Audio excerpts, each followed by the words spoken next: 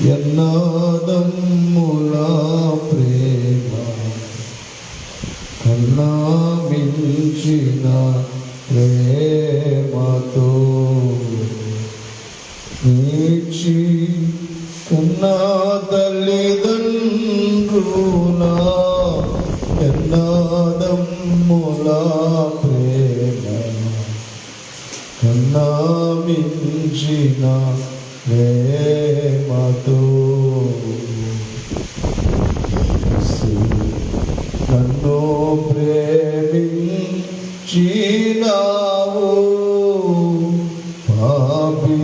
పాపినైనా నన్ను ప్రేమించినావు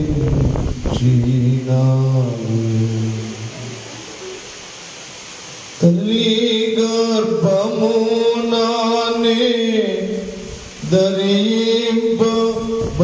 ధరింపబడినప్పుడే దురితుండానై యుటిని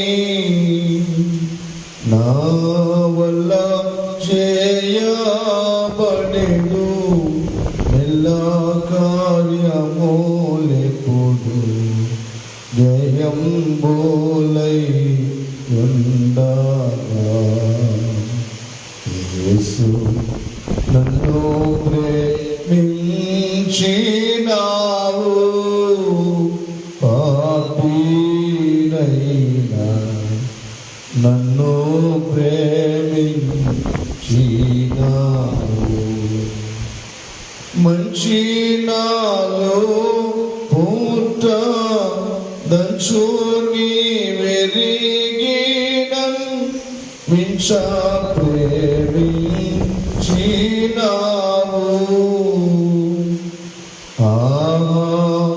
ఎంచ సాఖ్యము గాని మంచి నాలో మంచి ప్రేమించినావు యేసు నన్ను ప్రేమించినావు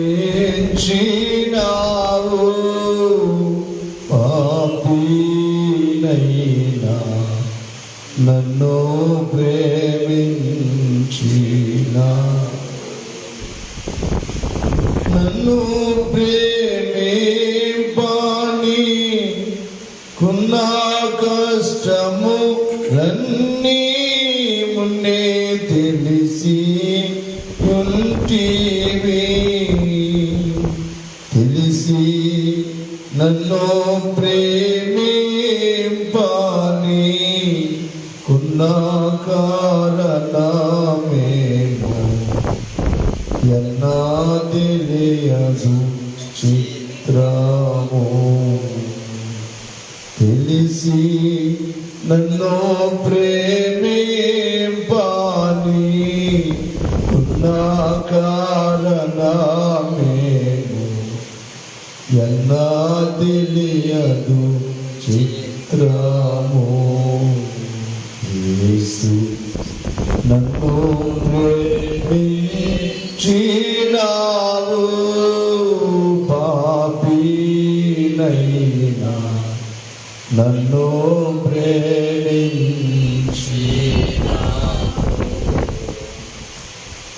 నా వంటి నరుడొకడు నన్ను ప్రేమించిన వలన ఫలము గోరు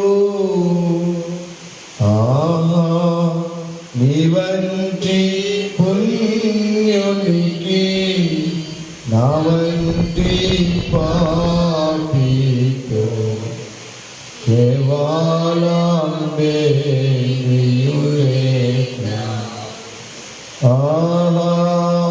నీ వంటి పుణ్యునికి నా వంటి పాపితో కేవలం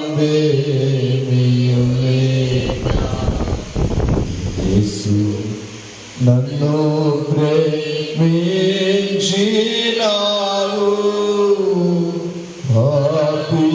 పాపినైనా నన్ను ప్రేమించినావు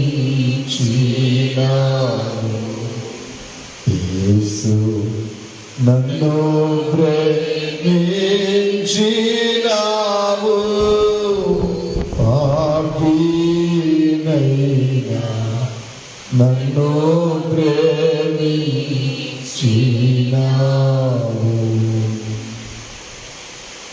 మనోనిదానము మనస్సు నిపరము చేసుకుని ఏ విధమైన ఆలోచనలు మనస్సులోనికి రానియక కల్వరి గిరిమెట్ట వైపు మాత్రమే చూద్దాం. వేలాడుచున్న యేసు వైపు చూద్దాం. కల్వరి గిరి చేరు మనసాని భక్తులు పాడినట్లుగా సిలువ వైపు చూద్దాం. ఆ సిలువలో రెండు గుంపుల వారు కనబడుచున్నారు. క్రీస్తు యొక్క సిలువ చరిత్రలో రెండు గుంపుల వారు ఉన్నారు. ఒక గుంపు వారు ఆయనను శ్రమ పెట్టేవారు, ఆయనను బంధించిన వారు, ఆయనను కోర్టులో నిలబెట్టి పరిహాసము చేసేవారు, ఆయన మీద లేని నేరములు మోపువారు, ఆయనను హింసించువారు, కరుణాలతో కొట్టిన వారు, ముళ్ళ కిరీటము పెట్టిన వారు, గాయములు చేసిన వారు, బొమ్మలు వేసిన వారు, పిడికలతో గుద్దిన వారు, కాళ్ళతో తల్లిన వారు, సిలువను భుజం మీదకెత్తిన వారు, సిలువను ఆయన మోయలేకపోతుంటే కొరడాలతో కొట్టిన వారు, సిలువ పైన ఆయనను పరుండబెట్టి రెండు చేతులలో మేకులు కొట్టిన వారు, రెండు పాదములలో మేకు కొట్టిన వారు, ఆయనను చిత్రహింసలు చేసిన గుంపు ఒక గుంపు, ఆయనను బాధ పెట్టిన గుంపు కనబడుచు ఉన్నది.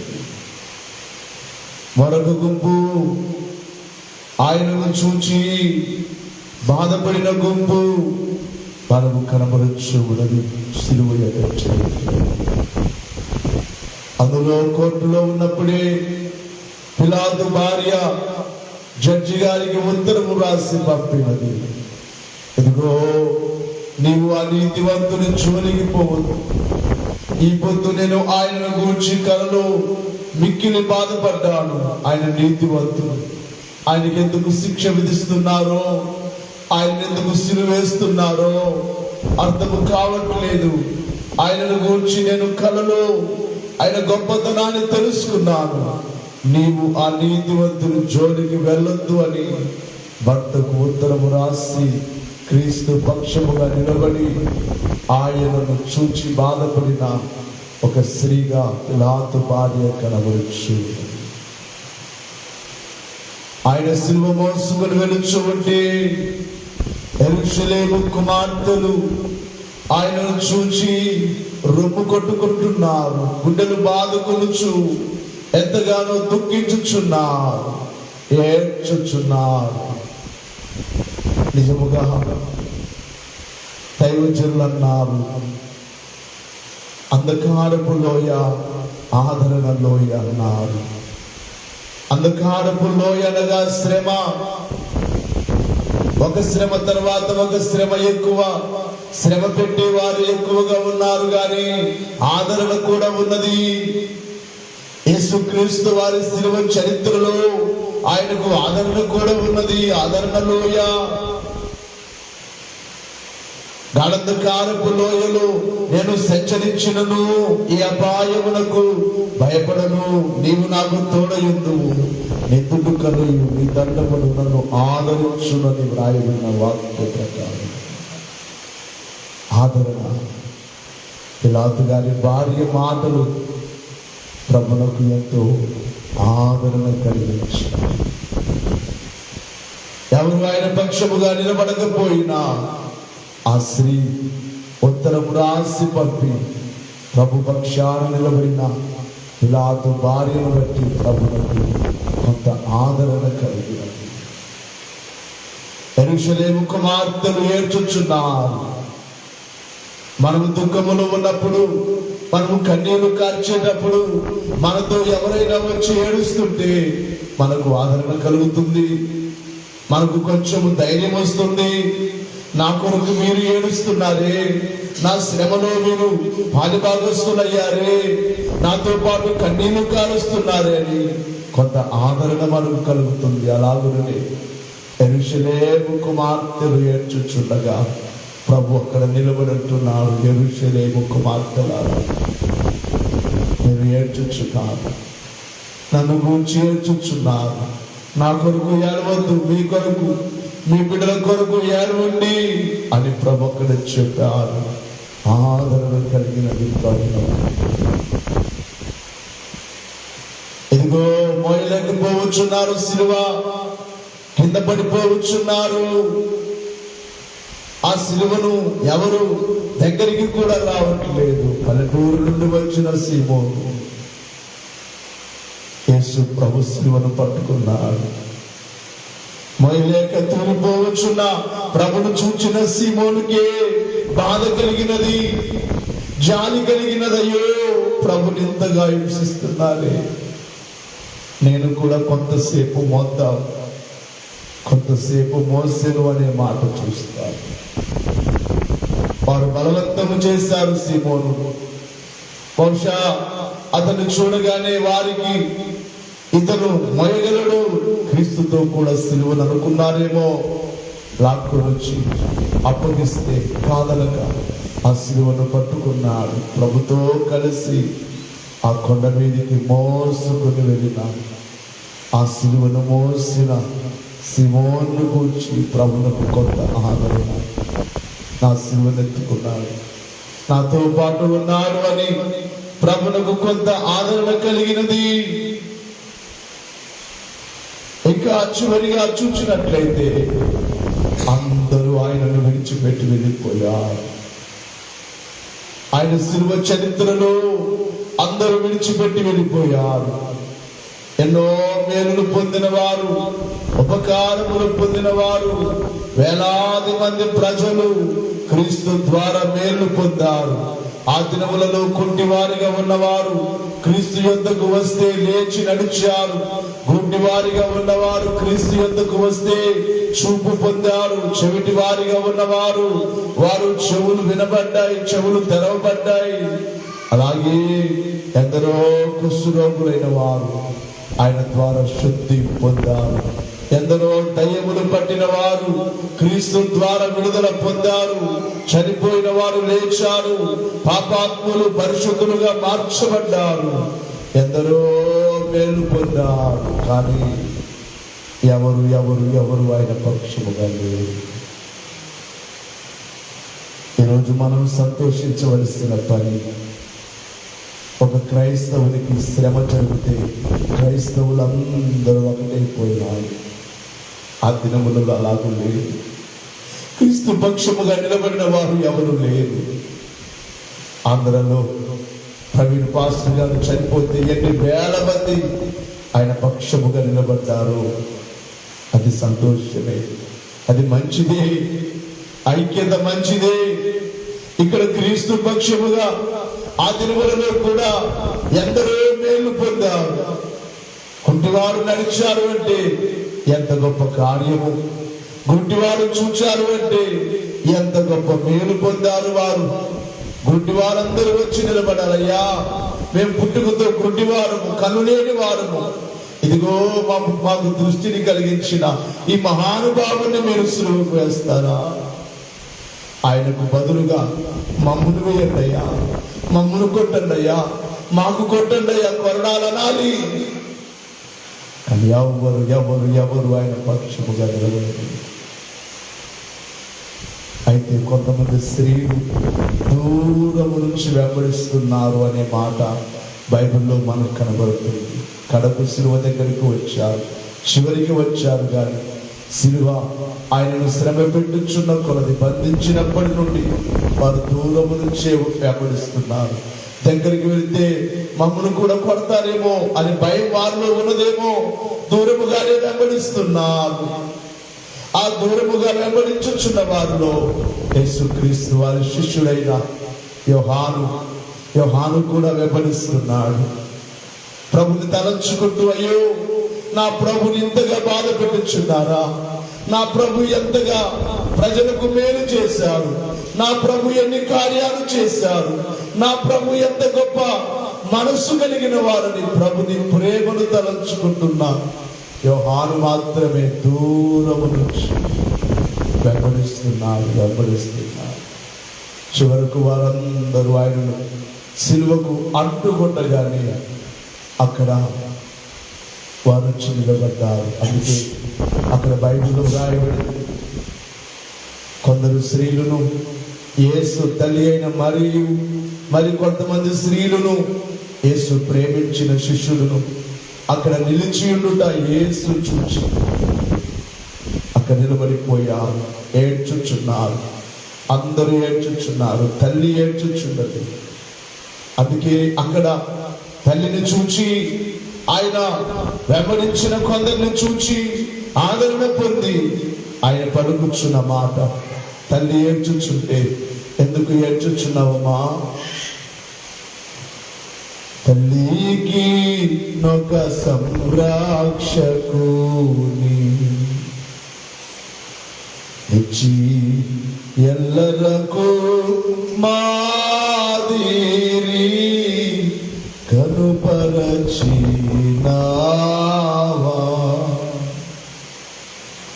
తల్లికి సృష్టికర్తవై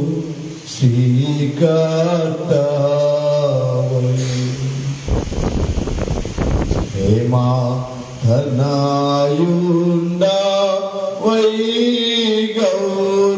గౌరవించి ఉన్నావా, ఏడు మాటలు ప్రభువా, ఏడు ముఖ్యాంశములు ఎరుక పరచితివా, ఏడు మాటలు. తల్లితో అక్కడ ఆదరణ పొందిన ప్రభువే శిష్యుని చూచి అంటున్నాడు, తల్లిని చూచి అంటున్నాడమ్మా, ఇదిగో నీ సుతుడు, నీ కుమారుడు. నేను కాదు, నీవు నన్నే కుమారుడు అనుకుంటున్నావేమో, నన్ను కూర్చి దుఃఖపడుచున్నావేమో. అయ్యగారు పాడుచు అన్నారు, తల్లికి సృష్టికర్తవై ప్రేమ తనయుండవై గౌరవించినావా? అవును, ఆయన సృష్టికర్త. ఆ తల్లికి మాత్రమే కాదు, లోకమంతటికి సృష్టికర్త, ప్రతి మానవునికి సృష్టికర్త. కలిగి ఉన్నదేది ఆయన లేకుండా కలగలేదు, ఆయనలో జీవముండెను, అది మనుషులకు వెలుగై ఉండెను అని వ్రాయబడిన వాక్య ప్రకారముగా ఆకాశమందున్నవి భూమి అందున్నవి దృశ్యమైనవి గాని అదృశ్యమైనవి గాని అవి సింహాసనములైనను ప్రభుత్వములైనను అధికారములైనను సర్వము ఆయన ద్వారా సృజింపబడిను, సర్వము ఆయనను బట్టి సృజింపబడిను. ఆయన అన్నిటికంటే ముందుగా ఉన్నవాడు రాయబడిన ఆయన సృష్టికర్తయై భూలోకానికి నరుడుగా వచ్చాడు. అయితే ఆ తల్లిని మరొక గౌరవించినట్లుగా వాక్యములు చూస్తున్నాం. ఆయన ఆ వెంబడించిన వారిని బట్టి కొంత ఆయనకు ఆదరణ కలిగింది. సిలువలో అందరూ ఆయనను దూషిస్తూ ఉన్నారు, ప్రేలాడుచున్న యేసును చూచిన ప్రజలందరూ దూషిస్తున్నారు. నీవు క్రీస్తువు కదా, నీవు లోక రక్షకుడువు కదా, నిన్ను నీవు రక్షించుకో, మమ్మను రక్షించు. దొంగ కూడా, ఎడమ వైపున దొంగ క్రీస్తును దూషిస్తూ ఉన్నాడు. నిన్ను నీవు రక్షించుకో, మమ్మను కూడా రక్షించు. అయితే కుడివైపున దొంగ వారిని గద్దిస్తూ ఉన్నాడు. ఎరా, నీవేం మాట్లాడుచున్నావు? ఈయన ఎవరనుకున్నావు? ఈయన ఏ నేరము చేయలేదు. మనమైతే నేరము చేశాం, మనమైతే దొంగతనాలు చేశాం, మనమైతే హత్యలు చేశాం, మనం ఎన్నో నేరములు చేసి మనకు శిక్ష విధించారు. కానీ ఈయన ఏ నేరము చేయలేదు. ఎంత గొప్ప మాట దొంగ పలికాడు. ఆ మాట యేసు ప్రభువుకు కొంత ఆదరణ కలిగించినట్టు మొరపెట్టుచున్నాడు. తండ్రి, నీవు నీ రాజ్యముతో వస్తావు. ఇప్పుడు నీవు చనిపోతావు, తిరిగి లేస్తావు, పరలోకానికి వెళతావు, నీవు మరలా వస్తావు, నీ రాజ్యముతో వస్తావు, నీవు రాజువయ్యా, రాజులకు రాజువయ్యా అని క్రీస్తును చూచిన దొంగ ప్రభువును అడుగుచున్నారు. నీవు రాజ్యముతో వచ్చినప్పుడు నన్ను జ్ఞాపకం చేసుకో. ప్రభు అంటున్నాడు, నేనే నీవు నాతో కూడా పరదైసులో ఉండు. ఆదరణ క్రీస్తు అంధకారపు లోయలో ఆదరింపబడ్డాడు. అందరూ చేతులెత్తి స్తోత్రం. నా కొరకు ఎంతో శ్రమ పొందిన ఆ దినమున నిన్ను శ్రమ పెట్టిన గుంపు కనబడుచున్నది. నిన్ను ఆదరించిన గుంపు. నిన్ను ఆదరించి అంత గొప్పవాళ్ళను గొప్పదానను కాదు గాని, అయ్యా నిన్ను బాధ పెట్టకుండా ఉంటే చాలు తండ్రి. బాధ పెట్టే కుమారునిగా ఉన్నానేమో, బాధ పెట్టే కుమార్తెగా బ్రతుకుచున్నానేమో తండ్రి, నన్ను క్షమించయ్యా. ఇంతకాలం బాధ పెట్టే గుంపులో ఉన్నట్లయితే క్షమించుము నాయనా. నా నోటి మాటల ద్వారా, నా యొక్క తలంపుల ద్వారా, నా క్రియల ద్వారా, నా పాపము ద్వారా, నా ఆలోచనల ద్వారా నిన్ను ఇంకా ఇంకా ఇంకా గాయపెట్టే గుంపులో ఉన్నట్లయితే నన్ను క్షమించుము తండ్రి, క్షమించుము నాయనా, క్షమించుము నాయనా. నీ మ్రాను మోస్తానయ్యా, సీమోను మోసినట్లుగా నీ మ్రాను మోస్తానయ్యా, నీ రక్తము తుడుస్తానయ్యా. చేతులెత్తి అందరికీ నా హృదయం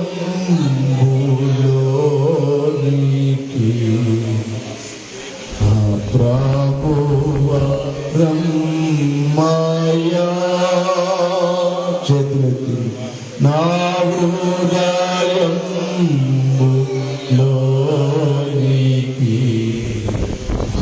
ప్రభువా నీ ప్రాణము మోసేదాన్ ప్రభు రక్తంబు తుడిచెదన్.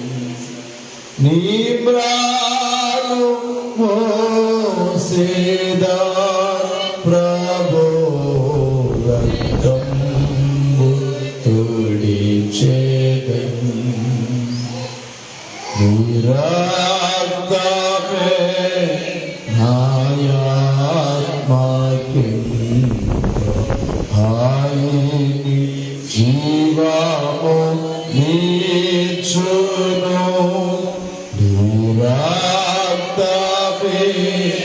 నాయాత్మకింతో.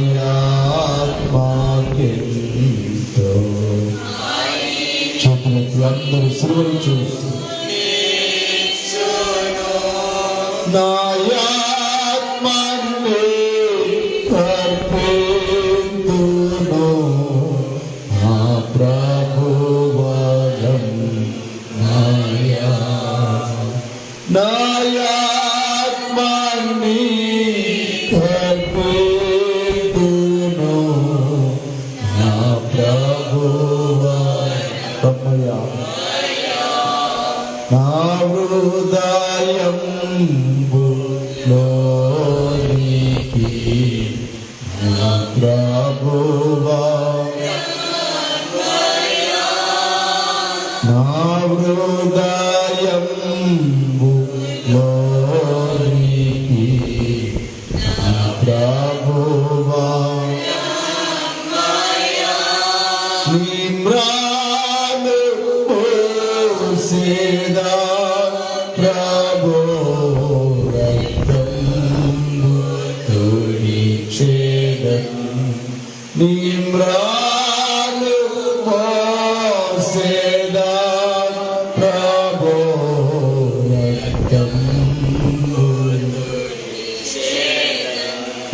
మోస్తానయ్యా. నీవు నా మ్రాను మోసావు. నా సిలువ, నా పాపము, నా శిక్ష, నా శ్రమ మోసావు. నేను నీ మ్రాను మోస్తానయ్యా. నీ మ్రాను అంటే నిన్ను గూర్చిన మాటలు చెబుతానయ్యా. నిన్ను గూర్చి భారము కలిగి బ్రతుకుతానయ్యా. నీ సన్నిధిలో భారము కలిగి ఆత్మల రక్షణ కొరకు ప్రార్థన చేస్తానయ్యా. నీ సేవా భారము, నీ సేవ వృద్ధి కొరకై ఒక భారము కలిగి బ్రతుకుతాను తండ్రి. గార్ధవము నిన్ను ఎలాగైతే మోసుకుని వెళ్ళినదో, ఆ గార్ధవము ఎలాగైతే మోసుకుని వెళ్ళినదో నేను కూడా మోస్తానయ్యా.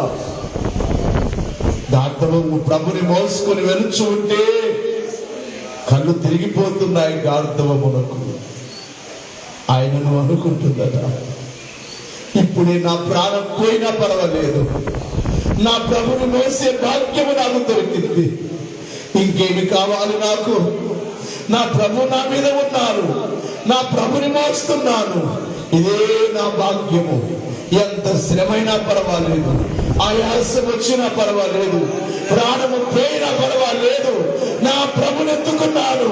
కడవరకు నేను దింపను. ఆ యెరూషలేమునకు చేరేంత వరకు, యెరూషలేమునకు చేరేంత వరకు నా ప్రభును నేను విడువను. ఓ విశ్వాసి, నీ తీర్మానమేమై ఉండాలి. పరలోకమని యెరూషలేము చేరు వరకు, పరలోకమని యెరూషలేము చేరు వరకు ఎంత ఆయాసమైనా, ఎంత కష్టమైనా, ఎంత శ్రమ అయినా నా ప్రభు సిలువను నేను ఎత్తుకుంటాను. నా ప్రభుని నేను మోస్తాను. నా ప్రభు నన్ను మోసాడు. నా ప్రభు సిలువను మోసాడు. నా ప్రభు కొండ ఎక్కలేక ఆ సిలువను మోయించు తొలిపడ్డారు. ఆయనను నా భారాన్ని విడిచిపెట్టలేదు. కడవరకు నా భారము మోసిన నా ప్రభు భారమును కూడా నేను మోస్తాను. ఇటు తీర్మానముతో చివరి వారంలోనికి వచ్చాం. వచ్చే వారమే చివరి వారము. ఒక తీర్మానముతో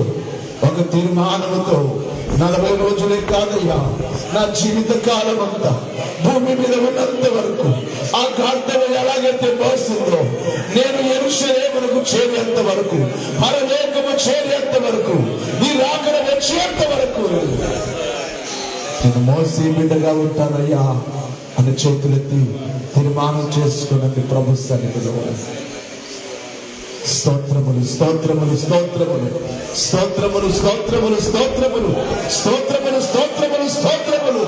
40 దినముల శిలువ ధ్యానములెంతో ఘనముగా, మహిమకరముగా నీ ఆత్మ శక్తితో దినదినము జరిగించిన తండ్రి, స్తోత్రములు, స్తోత్రములు, స్తోత్రములు, స్తోత్రములు. మీ సిలువను ధ్యానించే భాగ్యము, మీ సిలువను తండ్రి తలంచుకునే ధన్యత మాకు దయచేసినందుకు స్తోత్రములు, స్తోత్రములు, స్తోత్రములు, స్తోత్రములు. స్తుతి, స్తోత్రములు, స్తోత్రములు, స్తోత్రములు. అందరూ సిలువ వైపు చూస్తూ నాతో చెప్పారు, దేవా నాకు కనబడుము, నాతో మాట్లాడు. దేవా అందరికి కనబడు, అందరితో మాట్లాడు. కొద్ది నిమిషములు మౌన ధ్యానం. ఎవరు శబ్దము చేయవద్దు, కళ్ళు తెరవద్దు, మా కాళ్ళు దిగవద్దు. మౌనముగా యేసు ప్రభువు వైపు మాత్రమే, ఆ శిలువ వైపు మాత్రమే నిదానముగా చూద్దాం.